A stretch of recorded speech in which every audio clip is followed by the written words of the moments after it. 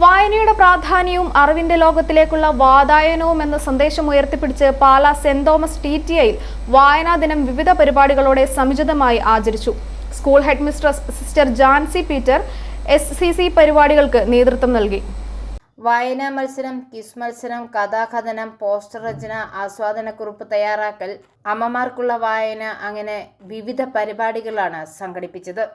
വിദ്യാർത്ഥികളിൽ വായനാശീലം വളർത്തുന്നതിനും സാഹിത്യ സാംസ്കാരിക ബോധം പരിപോഷിപ്പിക്കുന്നതിനുമാണ് പരിപാടികൾ ക്രമീകരിച്ചത്. School head mistress sister Jancy Peter FCC പരിപാടികൾക്ക് നേതൃത്വം നൽകി. അധ്യാപകരും അനധ്യാപകരും വിദ്യാർത്ഥികളും പരിപാടികളിൽ സജീവമായി പങ്കെടുത്തു. വായനാ ദിനത്തിന്റെ ഭാഗമായി നടത്തിയ സന്ദേശ പ്രഭാഷണത്തിൽ വായന വ്യക്തിത്വ വികസനത്തിനും അറിവ് സമ്പാദിക്കുന്നതിനും വിമർശനാത്മകത ചിന്ത വളർത്തുന്നതിനും അനിവാര്യമാണെന്ന് ഹെഡ് മിസ്ട്രസ് ചൂണ്ടിക്കാട്ടി.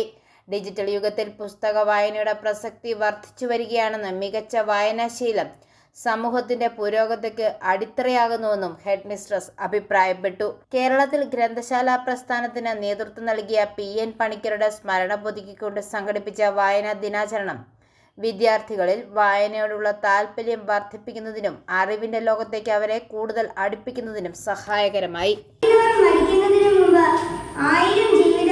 ജീവിച്ചു തീർക്കുന്നു. വായിക്കാത്തവൻ ഒരൊറ്റ ജീവിതം മാത്രം ജീവിക്കുന്നു.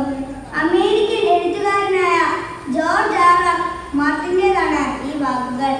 ഓരോ വായനയും വിവിധ കാഴ്ചകളിലേക്കും അനുഭവങ്ങളിലേക്കും വായനയിലേക്കുമാണ് നയിക്കുന്നത്. ഓരോ നോവലോ ചെറുകഥയോ ഒക്കെ വായിക്കുമ്പോൾ അതിലെ കഥാപാത്രങ്ങളായി മാറി അവരുടെ വികാരങ്ങളും വിചാരങ്ങളും ഒക്കെ. i4A news Pala.